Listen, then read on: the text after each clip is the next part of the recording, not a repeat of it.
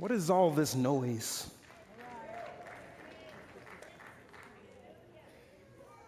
What are y'all looking at? Well, I guess to be fair, you're probably wondering what I'm doing up here. I was taking a moment to myself to reminisce on my past. And I was happy to do so alone until they put this annoying spotlight on me. But since now all eyes are on me, I'll let you know what I was reminiscing about. You see, there was a time where I was literally this high above the rest, and I enjoyed having a moment to look down on people while they looked up at me. Everything I touched turned to gold, you know. I was at the height of my life. I had built a reputation that your dreams couldn't even dream about. That's just the way that it was for me. You don't know this about me, but I spent many years in the Army. A captain, a general of sorts. Don't get it twisted. I earned all 4 stars. I was known as a valiant warrior. Anytime I stepped foot on the battlefield, people would play dead for fear that I would kill them. That's just the way that it was at the top of my game, and you couldn't tell me nothing.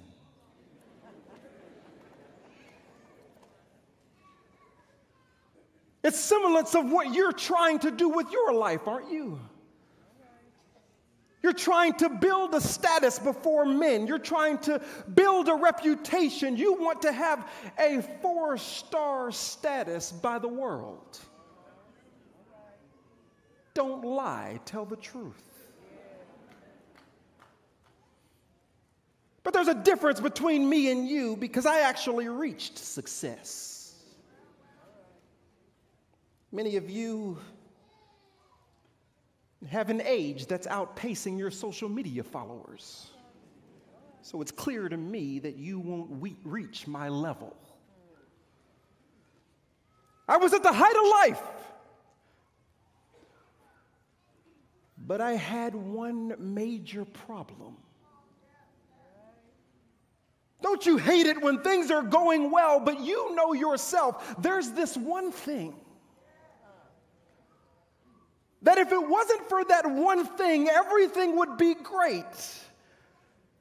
I'm feeling it right now just talking about it. I can't stand it. It was a nuisance in my life. You see, I had this annoying disease that was on me. And all of my power and prestige could do nothing about it. You see, in your day, they don't know that much about it, but in my day, we called it leprosy. I was living life, but I was living life as a leper. You see, I was decaying from the inside out. I was hurt. Everything in my life looked great, but it wasn't. My nerves were numb, so I can hurt myself or scratch too hard, and I wouldn't even know that I was bleeding, so infection would set in. I was a walking infection. My relationships were all broken. Broken family, broken friendships, everything was broken. I was giving the perception of being whole while being totally broken. People could not be around me for fear that they would get infected with what I had.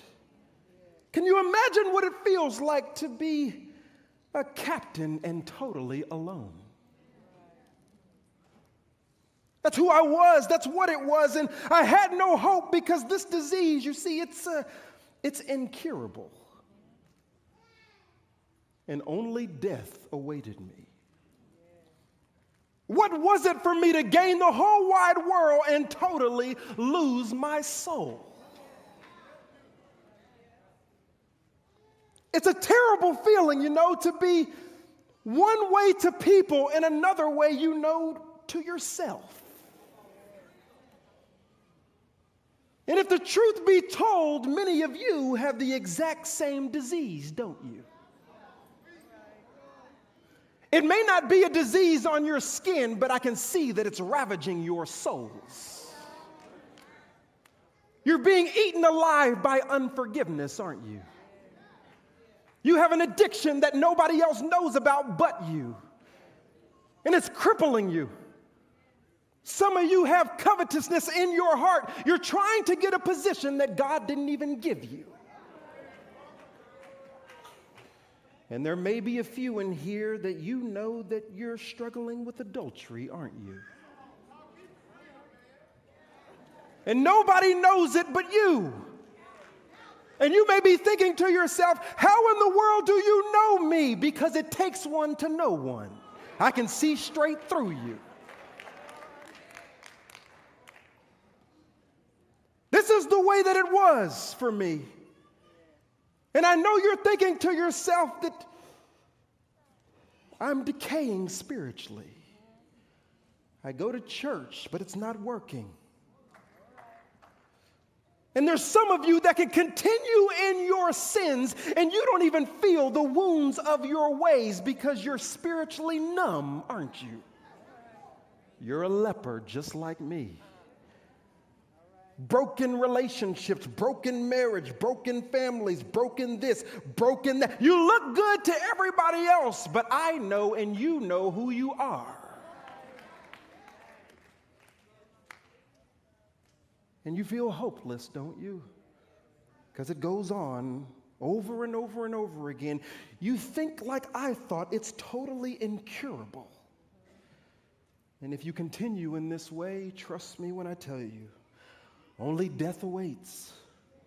Death of a legacy, death of a family, death of a destiny, a purpose, death of your usefulness to God. And for those of you who have never even accepted God, if you continue that way, literally death awaits you.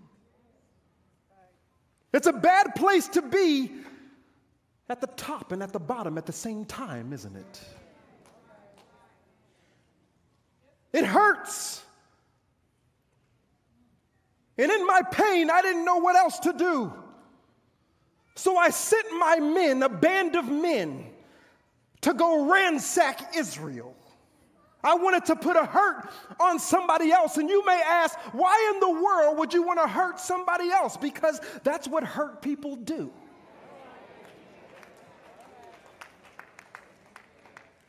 It's a symptom of being hurt. That's what I know to do. That's what I was good at. So I sent my men, a band of them, to Israel to ransack Israel simply because, well, I was bored. And they came back with slaves, one of which was a little slave girl. We had ripped her out of her home. She was crying. She was in desperation because we put her in a place she didn't want to be. And I could care less. But I did her a favor. The favor that I did her because of all of the tears that I saw, boo-hooing and going on, is I allowed her to work for me. I made her a slave to my wife. Do what she tells you to do. And little did I know that while I was harming her, she would make a statement that would set the stage for my salvation. One day, she said something to my wife that gave me hope upon hope. And sometimes you need a word to give you hope. And this day, this little girl went to my wife and said, I just wish that my master were with the prophet in Samaria. If he were with the prophet, he would be cured of his leprosy. What did she just say? Is there a possibility that I can be cured of my leprosy? And who said it? This little slave girl. Could my salvation come through the word of a bondservant?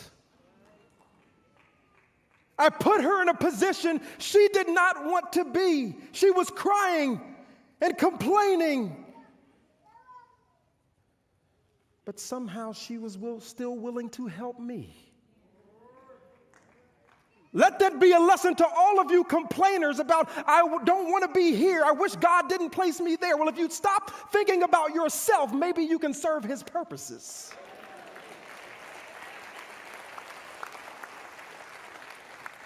Maybe you can actually be usable if you're not thinking about the human trinity, me, myself, and I. Christian narcissist. Maybe there's a leper around you that needs salvation.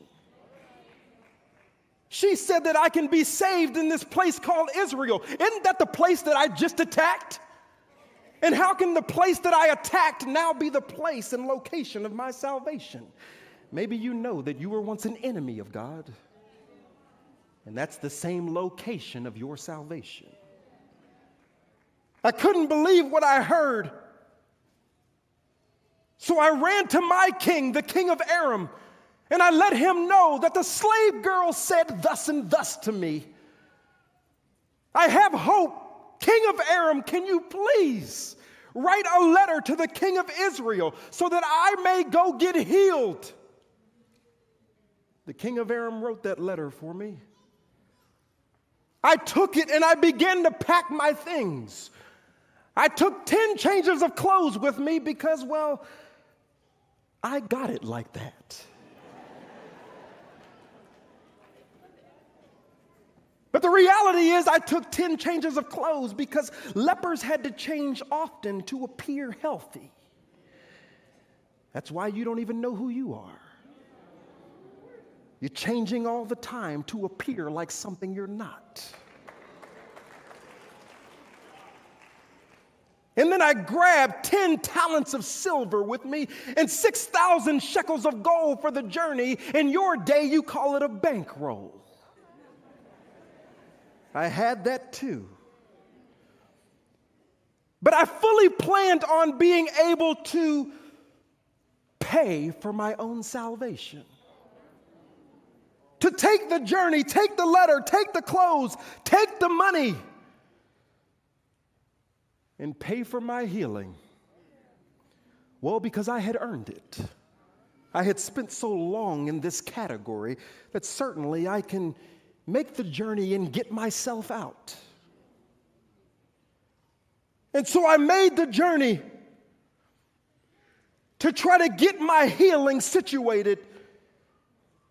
And I took my letter that was given to me by my king, and I handed it to the king of Israel with hope in my heart, because now I knew that I was going to be saved. I had the money, and now I'm in the right place. And I took my letter and gave it to the king, and he read it, and it said,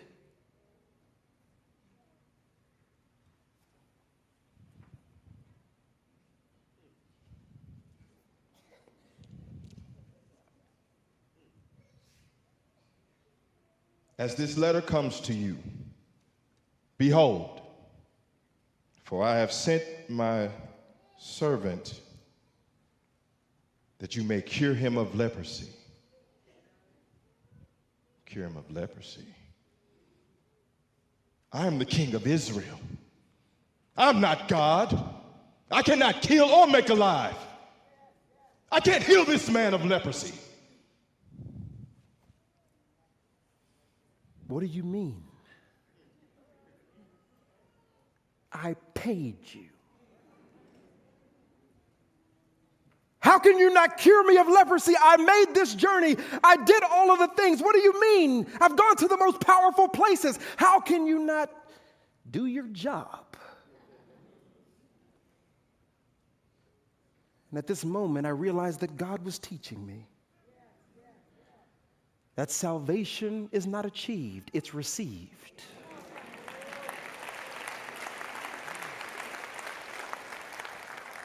I was furious I knew I should have never listened to that slave girl. She lied to me. She sat there and said to my face, she said to my face that there was a prophet in Israel.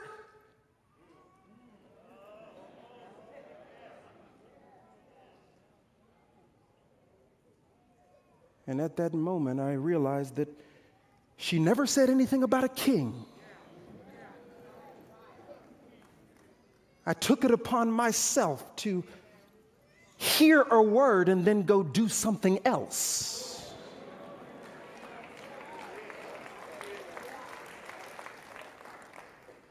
Doesn't that sound familiar? Many of you are hearers of the word, but not doers of the word. And then you complain that you're still a leper. You don't go to Jesus, you take your money to the judge and do it yourself, don't you? You're not interested in your majesty. You'd rather use your money. You don't want to go to God's wisdom. You'd rather use your own. You come to church and listen to the servant, but figure you've done enough to figure it out yourself. Learning a valuable lesson. I wanted healing, but I wanted healing my way. I'm still in my leprosy. I didn't listen. What was I going to do? Well, I can start by listening. And not going by feel, but going by faith. Then Elisha the prophet made mention, why is the king of Israel so frustrated? Send him to me and he will know that there is a prophet in all Israel. I got it a second time. And this time I was not going to mess it up like you do. So I got in my chariot. Y'all don't know nothing about that because you're bougie. You need air conditioning. But trust me, if you knew who I was at the time, it wasn't any just plain old chariot. I'll help you understand. It was a Mercedes-Benz chariot with real horses in the front.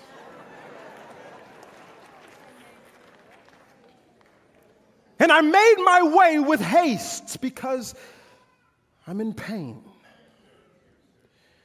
And I figured I'd go on this journey because I'd rather relieve myself of my pain than still be in my position.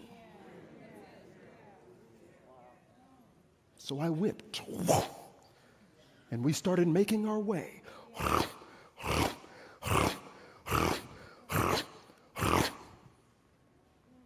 And I got to the doorway of Elisha,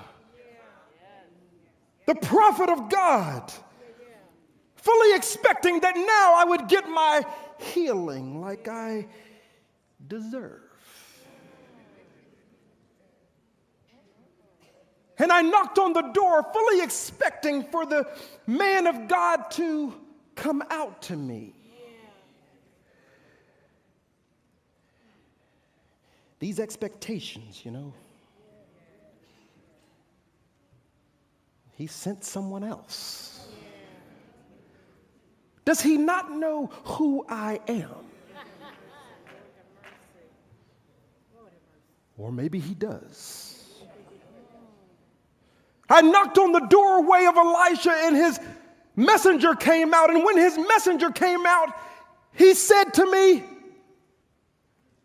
"The prophet Elisha has sent me to tell you, go and wash in the Jordan 7 times, and your flesh will be restored to you, and you will be clean." I'm tired of these servants telling me what to do.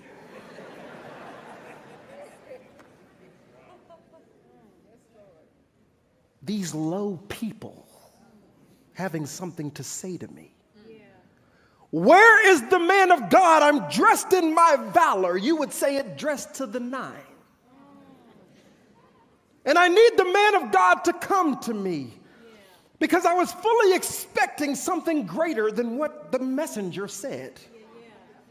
What he said was not, well, it wasn't post-worthy. It wouldn't get enough likes. I was expecting something more, the pastor to come out and do that preacher stuff. Get his grandmama's oil and bathe me in it. Or maybe he would speak in some alternate language. Flip over a pew, I was waiting for one of those healing services where he would touch my head and we'd all fall down like dominoes. But no, he wants me to dip in the dirty Jordan. It doesn't seem like God knows what he's doing.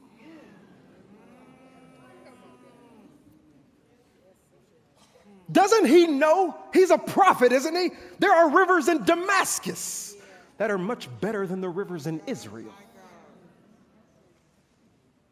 He must not know who I am. I want a word that's fitting for me.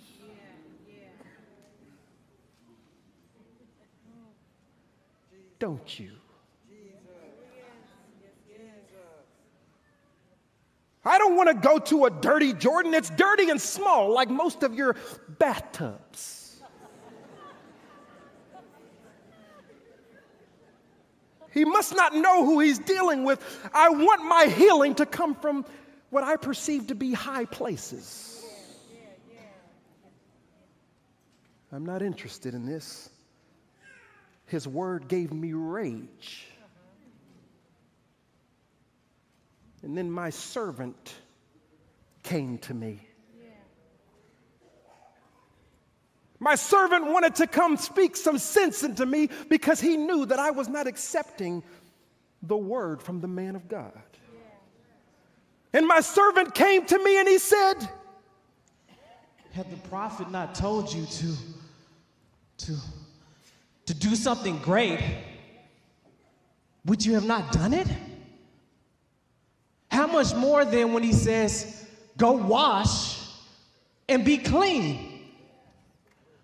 Sit down.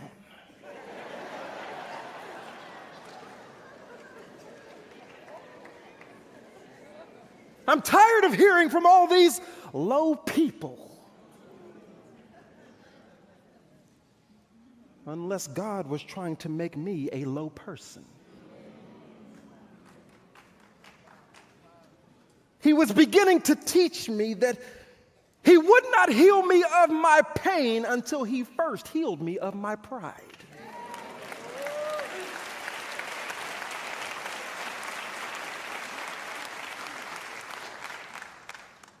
I thought my leprosy was the problem, when maybe the problem was my idolatry. You may be thinking to yourself, who in the world were you idolizing? Well, it was me. I put another god before him. And the god that I put before him was a leper. What was I going to do? I had to figure out whether I really wanted to deny myself for this healing. And many of you would rather stay lepers, not because Jesus can't heal you, but because you simply don't want to dip into your healing. So you'll stay in leprous unforgiveness. You'll stay in a leprous marriage. You'll stay in these leprous circumstances and a leprous heart. You'll just stay in it because you'd rather have you than God. I had to make a choice. I was standing at a crossroad. I had to decide whether I was going to keep my position and lose my healing, or gain my healing and lose my position, but I could not have them both.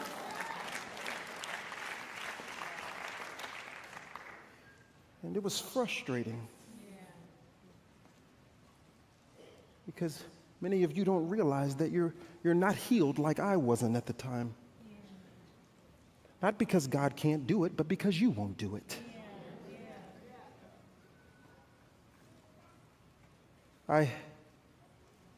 I made my choice. I decided I was too tired. I'm tired of being sick and tired. I wanted a change in my circumstance. I will let my position go. You don't want to apologize because you want to keep your position. You don't want to give your life to God because you want to keep your life. And all the while, you're dying. So I decided to do what I wouldn't normally do, to get what I wouldn't normally get. And I went to the Jordan River, and yes, it was still dirty. But I dipped. I dipped one time and nothing happened. I dipped 2 times, 3 times, 4 times, and my situation was unchanged. I was getting skeptical. I dipped 5 times, 6 times, still nothing, and then I dipped a 7th time. And when I came back up, I had the skin of a little child.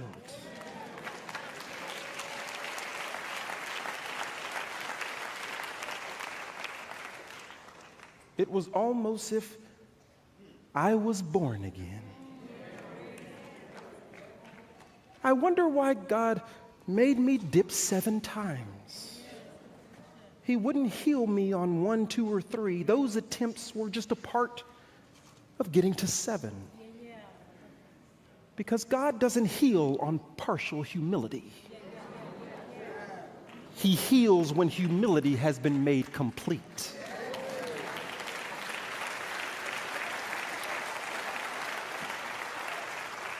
Continue to exalt yourself if you want.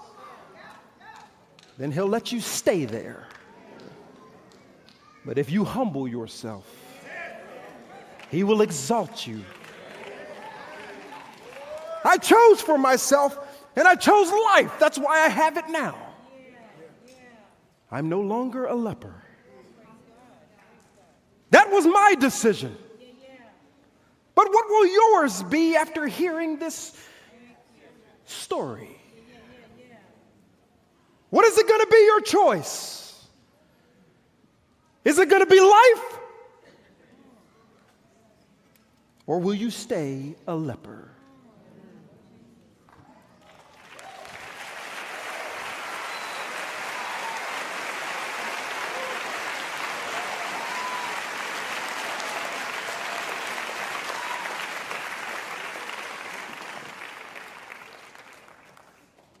Excuse me.